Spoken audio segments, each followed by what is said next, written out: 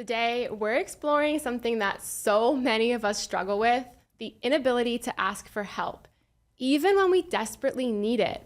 You know that person who always says, no, I'm fine, while secretly juggling so much. Well, when it comes to wedding planning, this tendency can really be full blown. Stay with us as we explore the moment when your desire to not have other people help you becomes the very thing that makes you feel so stressed out as you're planning your wedding.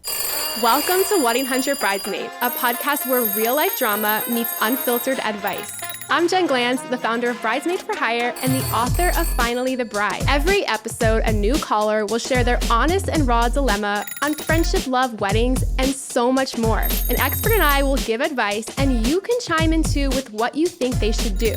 Will they listen? Well, we'll soon find out. And P.S., 1-800 Bridesmaid is a Love Stories by David's podcast.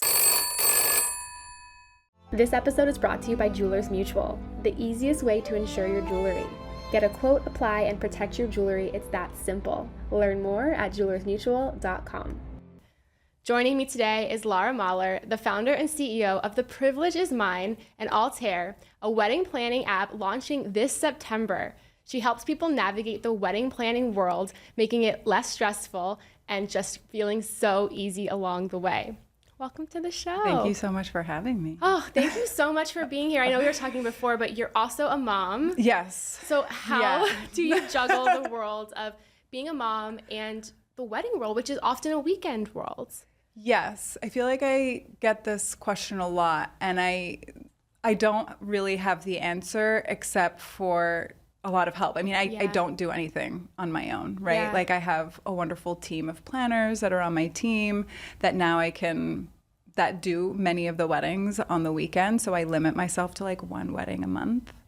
My husband is really hands-on. So, I mean, when I'm at weddings, she's with him. And there's really, I wish I had the answers, but it's like a balancing act. No, for sure. I know that I feel super guilty because in this world, it can be a little bit of, not a 24/7 world, but people need you, they want you. Yeah.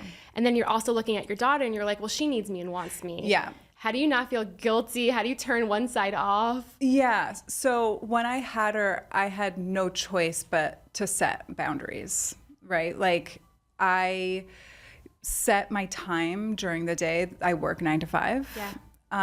And then I pick my daughter up from daycare, and from 5 until she goes to bed, so like 5 to 8 or whatever that is, it's time with her and my family. And I can't feel guilty about giving her 3 hours out of my day after she's been at daycare for 8 hours. I've given my clients and my job and my business 8 hours of my day. The least I can do is give 3 hours to my kid. No, it's so true. and then whatever time I have left for my husband. Which is like literally 23 minutes, exactly. Exactly, until we both fall asleep on the couch. How old is she? She's going to be 4 next month. So what do you think she thinks you do? I recently told her that I'm a wedding planner and I help people on their wedding day. So she now knows she can say wedding planner, but I don't think she knows. But I do look forward to the day of like bringing her, not necessarily like her working, doing anything for me, but like her just seeing what I do. She knows my husband's an artist and an art teacher. Like she knows that. You guys have cool jobs, the two of you. But like what a beautiful, amazing world for a little girl to see, you know, as they grow up, this world of weddings. I feel like, I remember when I was playing Barbie dolls, I used to like pretend the Barbies were at a wedding and stuff like that. Like it's so fun when you're a kid. How does it get complicated and stressful when you're an adult? Like what changes in your mind? I mean, I think weddings in general have this certain kind of like stigma or, you know, society or movies or kind of have shown weddings to be a certain way. And I think that, oh gosh, I mean, I hate to like blame everything on social media. No, do it. Social media is the worst. You know, obviously it is wonderful. It brought us together and it brings many vendors. And, you know, when you're in the midst of planning your wedding, like getting on Instagram and like searching hashtags or TikTok, like you can find really wonderful things and connect with really wonderful people. But instead of now just you or your partner or your friends or your family having opinions about your wedding, now you're looking at strangers on social media that have all of these opinions and like, well, I did this for my wedding, you should do this. Or here are all the things that I've done for my wedding, so this is what you should do. And you're like, yeah, like this is what I need to do. When the reality is that like, I mean, this is getting a little bit off topic, but like the reality is that you and your partner have all of the ingredients for your wedding. Like all of your experiences together, the relationship that you've had together, focusing on that is what's going to like build this like really cool, unique, you know, wedding and vision for your day, not necessarily like what strangers have done. So true, but it's so hard to not get lost in that world. Totally. And I do with things. I do too. Yeah. I was saying like when I never wanted a wedding, I didn't care about all of that. And then the second I got engaged, I'm like, I need the flowers, the DJ, the dress. But like, you just get so lost in the world. Yeah, and I think that happens because the idea is that, well, when is this ever going to happen again? Like, when am I ever going to, I mean, we hope that it's, you know, and the same thing for me, like I was never that girl that was like, this is the vision that I have for my wedding day. But when you do get engaged, you're kind of like, well, like one thing that I thought was like, oh, I'll just do my own hair and makeup. And then I was like, well, when was the last time I got my hair and makeup done professionally? Like, or when am I ever gonna get it done professionally again? You know, you just don't know. So you're like, let me invest this amount of money for like the experience of being all together with my friends and family and like getting our hair and makeup done. Like that will be fun. So sometimes you think about those things like, well, you know, I've never had a wedding before. This might be the only time I get to do this. So like, let's do it. I know there's so much pressure. Like, let's do it and let's do it right, whatever that right means to you. To me, you're a wedding expert. I love your social media. I feel like I get so many like tips, but also like cool trends that are happening now. Yeah. What is something that you wish more people knew about weddings, whether they're engaged, thinking of their own wedding, or just curious about the wedding world in general? I have a lot of ideas. I think that, I mean, I mentioned this before, but I think that when people get engaged right away, their main thing is like kind of getting to it. Like, okay, let's research vendors. Let's find a venue. But I think what people forget about is like, take a beat. Yeah. Enjoy the kind of the feeling of being engaged or the excitement about being engaged. Like go out for dinner, celebrate with your family, with your friends, and then like sit down together and be like, what do you envision for your day? Here's what I'm envisioning, you know, and it might be two very different things that you're envisioning. And like, if you don't have that conversation before you start the planning, then you're going to get into the planning being like, wait a second, I didn't know you wanted, and then it's going to start a little bit of like friction or resentment, or so just sit down and like have that conversation and be like, what do you want? Oh, you want a 300-person wedding? Well, I was thinking like 60 at a restaurant. Like, and then finding that kind of like that outline or like that roadmap of like the direction you want to take so that when you're getting into it, you're on the same page.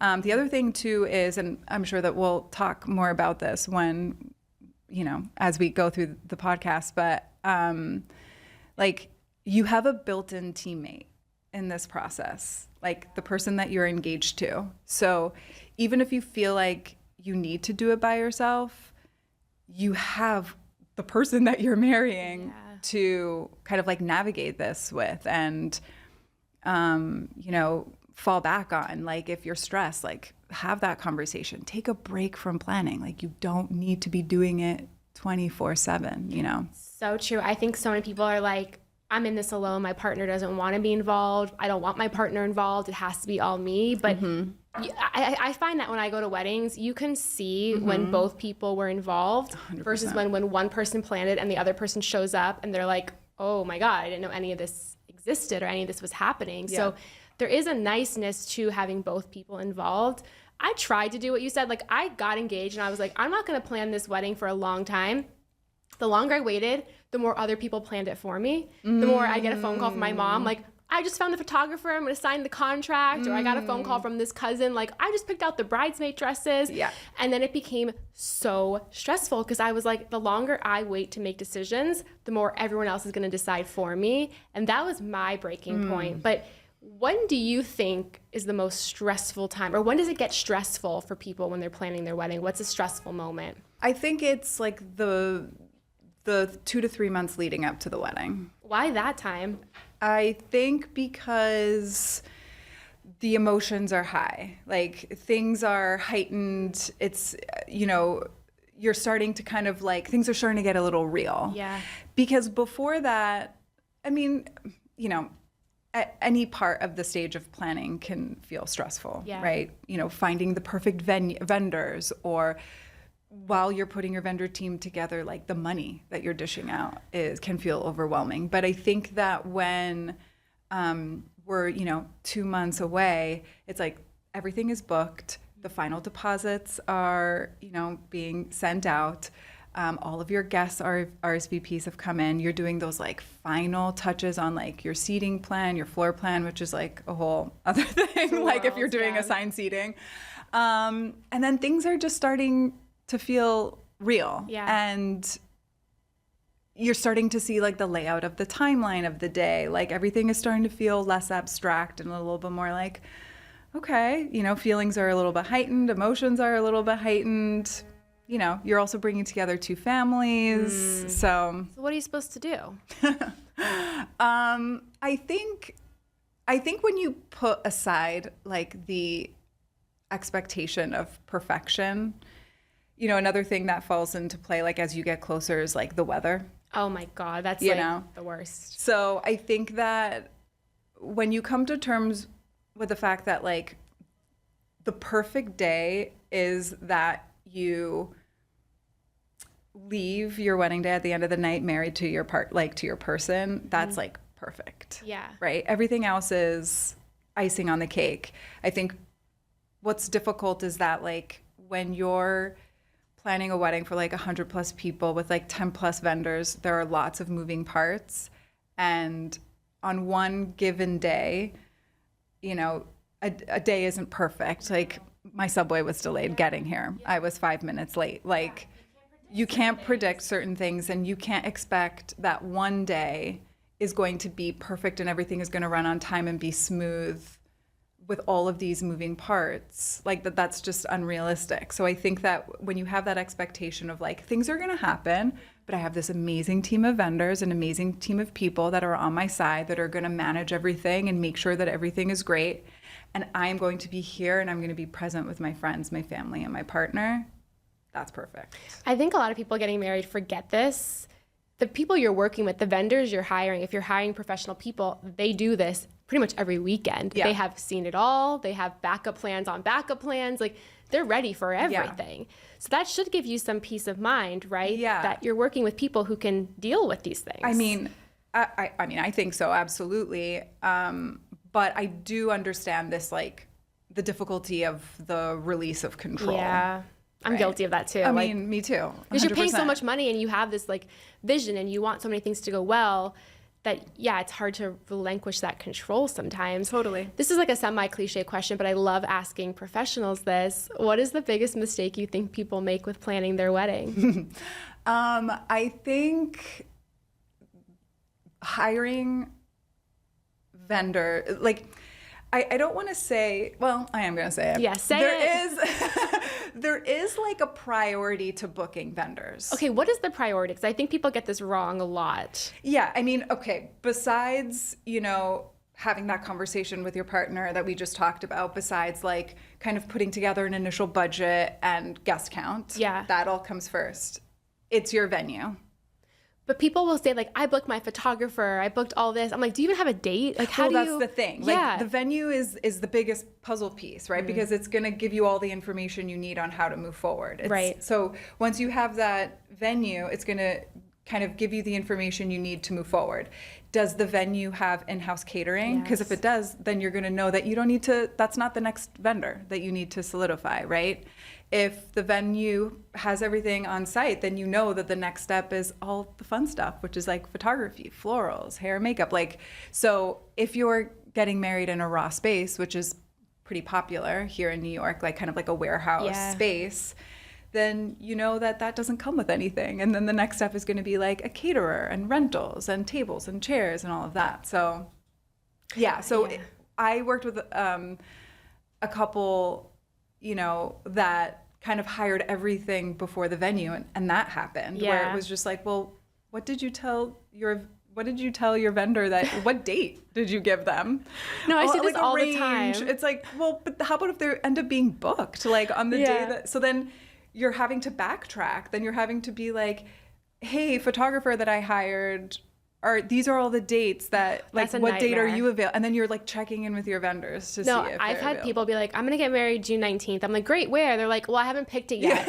I'm like, you think you're going to shop the date June 19th to all these different venues? Like, people book up, especially in wedding season, especially in New York City. Like, it's crazy. People are booked for years. Yeah, and like, I don't know if this falls into your question, but something that I've noticed within the last couple of months where I've been chatting with couples, I'll be like, tell me your story. Like, when did you meet your partner? Like, how did you get engaged? Oh, we're not engaged yet. I'm like, stop. Okay. I mean, good for you for like having confidence. So they're starting early. Well, did you feel like post-pandemic, because so many weddings in the pandemic got paused or postponed, like, did you see that post-pandemic there was such a catch-up, plus the wave of new people getting engaged, that everything was booked up? Yeah. I feel like we're still catching up to that. Yeah, and now what we're seeing are the couples that met during the pandemic. We're seeing like 2020 couples tying the knot. That's so wild. Yeah, so I'm like really interested in that. It's like, okay, well, how did you meet? Like,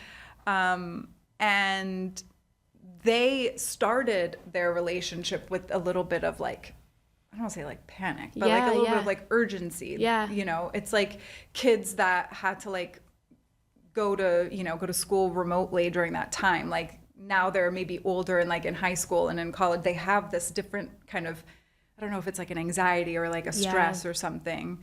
And I feel like there's a little bit more of that with couples now getting married. I wonder if those pandemic couples want smaller weddings because they're still scared of big celebrations, or has that faded and everyone's like, let's just get everyone together? Yeah, I think, you know, we're still working with couples that are doing intimate weddings, but their budgets are quite high. You know, it's like they want to have an epic, intimate celebration.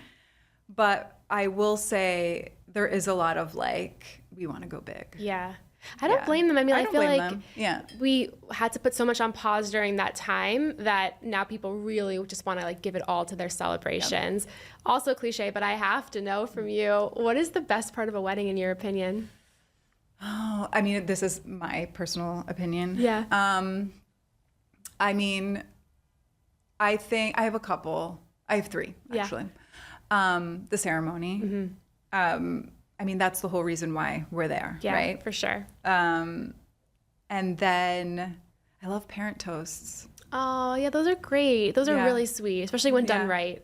Yeah, yes, of course. Yeah. I, you know, since becoming a parent, kind of see the wedding a little bit through their eyes more so than I did before. I'm kind of just like, those are their babies. No. Their babies are getting married. Do you ever start writing her speech in your head? Oh, you mean, yeah. Do Or the same. I to my husband, I'm like, what's going to be your dance? Yes, like, start now. Start learning now. This is like assuming like she wants to get married. Like, Yes, you know, of maybe course. she grows up and that's not what she wants. But yeah, like, and then the dance party. Because at that point, that's it. Yeah. Like, there's nothing left to do. Yeah. But to just like have a great time. Yeah. Just dance. You know? No, I totally agree with you. I think the ceremony is the sweetest part, no matter how you do it. Yeah. I think the dancing is great. I think, I don't know. I think it's hard because the best part of a wedding to me is when you can feel the unique energy of the couple. Mm-hmm. And I think that's what makes the wedding different than any other wedding. Because sometimes weddings can look the same, they can feel the same, but the energy that the couple brings can really just 100%. Magnify everything for good and maybe not so good too. Yeah, 100%. I mean, you know, we've done weddings, like 300-person weddings that had all these moving parts, and visually it was like, oh my God, this is so great. But you're right. Like sometimes it's those weddings where maybe the couple was working with a smaller budget and maybe they DIY'd some things, but when you get there, they're like in sync. Yes. And all of the decisions that they made were very intentional. Like one bride was wearing a dress that her mom wore like at her wedding, and she kind of structured it a little bit. And I was like, it's cool. It's really cool. Yeah. You know, just using these personal family touches. That's the stuff I love about weddings. This episode is brought to you by Jewelers Mutual. You said yes, FaceTimed everyone you know, and have taken all the photos to show off your new bling. But then what? Now is the time to think about jewelry insurance. The easiest way to insure your jewelry is with Jewelers Mutual. Get a quote, apply, and protect your jewelry. It's that simple. Learn more at jewelersmutual.com. Then I want to get into today's caller question, which I personally struggle with a lot of what this caller struggles with, so I'm excited to dive into it with you. Hi, I'm Sarah from Texas. I'm getting married in 2 months, and I have never been good at asking for help. It makes me feel weak. So when people offer to help me, I say, I've got it down myself. But I honestly don't. Right now I'm planning a wedding, working 60-hour weeks, staying up until 2 a.m., stuffing invitations, DIYing everything to save money. My fiancé found me crying in the car and begged me to let people help, but I just can't. My maid of honor thinks I don't want her involved. My mom feels completely shut out. My future mother-in-law asked my fiancé if I don't like her. I've lost so much weight from the stress. I'm 3 weeks behind on everything. I had a panic attack in Target. Please help me. How do I ask for help when I feel like I'm admitting that I'm a failure? It's like heartbreaking. I know, but like I can relate. I am like the person who will be struggling and I will never ask anybody for help. And it comes off as me being exactly like this, distant, shutting people out. What should she do? I know that it's easier said than done because, you know, the feeling of like being a failure if you're asking for help is like just not true. But that's hard to, you know, tell somebody if that's genuinely how they feel. One thing that I was thinking about a lot with this question is that when you bring on a wedding planning, you're bringing on like another full-time job. So true. So not only do you have a full-time job, but you're bringing on this new full-time job. And it's a job, like imagine just being thrown into a new job that you, for the most part, probably don't have experience doing. No. Like I don't, unless you're like a you know, an events person or a project manager or something like that. But you've likely never planned a large-scale event before. So not only are you dealing with planning a large-scale event, but there's like emotions involved because you're also getting married. So I think that that's something to remember, that like this is a new thing. So you're not supposed to know how to do everything. But I think because when they're like, okay, this is my wedding, then you think I should be able to do this because it's mine. Yeah. But what you're actually doing is you're planning a large scale event with many moving parts, with 100, I'm assuming like 100 plus people. Yeah. And so, you and the other thing that I was thinking about a lot is that like, I don't know any line of work where you do the job by yourself. No, it's wild, especially at this magnitude of it. Like this is to me like you're a CEO of a company kind of work. 100%. It's crazy, but like I feel like sometimes, you know, in friend groups, a lot of people are getting married at once. You always hear people be like, oh, that bride is just like asking too much of everyone. She's a burden. And I'm very perceptive of these things. So if I hear people say that, I'm like, okay, Jen, you need to like tone it down. You can't ask for anything. You don't want to be spoken about like that. So how do you reach out and ask for help without feeling like you're burdening people? Yeah. And so I did also feel this way when I was planning my wedding. I didn't want to put too much on my bridesmaids' plate. I also didn't want them to feel like they had a job, right? So also, you know, I live in New York. All of my friends were in Toronto. Like the majority of my bridesmaids are in Toronto where I'm from. And I knew that like they were already spending a lot of money to come to my wedding. Yeah. So I think for me, what I did was like, okay, what is important to me? What's important to me? Like for me, I had a shower, but I was like, I don't, my mom was like, I'll plan it for you. And like, I gave her that. Yeah. Like, I was like, you know what? I'm going to like release this. It doesn't need to be like aesthetically exactly the way I want it to be. Like, that's what I'm going to do for my wedding. So like, if you want to take this on, you can take this on. I didn't really like have a bachelorette party because I was like, I'm 31. Yeah. This is not going to be the end of me going out No, totally. with my friends. So like, but this was my decision. Yeah. These were my decisions that I made. I was like, I don't need this. I'm not going to ask my friends from Toronto to like come to New York and then a month later come back to New York for my wedding. So like, this was personal for me. So, I mean, I would suggest with anybody who's struggling with this thing, it's with delegating or asking people of too much. It's like, ask yourself, like, what is the priority for you? Like, do you want all of your bridesmaids to like be present with you on your wedding day? Or do you want, like, what is it that you want from them? Yeah. And then I also think that like, instead of just maybe shutting down and like not asking any questions in the beginning stages of it, be like, I know everyone is busy. I know everybody like has their thing and I don't want to burden you with too much, but you let me know, like, what would you want to work on, if anything? Like, here are all the things that I need to kind of get done. These are the things that are important to me. You let me know. Like, I know everybody has a busy life, but like, tell me what you think.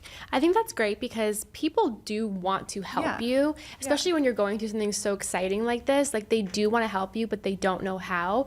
And your friends and family will ask you, well, how can I help? And that question to someone going through anything is like so overwhelming. Yeah. So that can become a tough dynamic because you're like, no, I don't even know what you can help with, like, leave me alone kind of thing.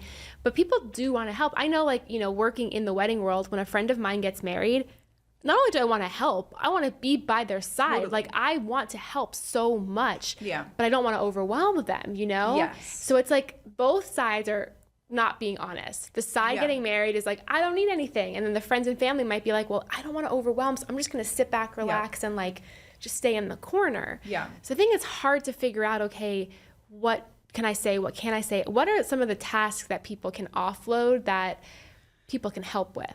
Yeah, I was thinking a lot about this specifically with this caller. Like, it, when she said that, she's staying up until 2:00 in the morning, doing all of these things.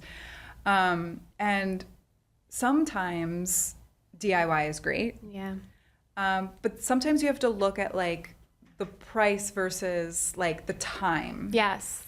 Because if it's going to cost $200-300 extra to delegate that, maybe give an Excel spreadsheet of all of your guest addresses kind of to, somebody else and pay them $200 or $300 to, handwrite them or do them online, like through Minted or Vistaprint or something like that. Like, maybe it's like better to spend the extra amount of money if you have it in your budget than like the stress and like the time that it's going to take you to do it yourself. So sometimes it's like weighing things out, but creating these lists of things that have to be done and then just being like, it's kind of like with a job too. It's like, these are the things that I have to do. These are the things that I really love to do that I know that I'm good at. Mm-hmm.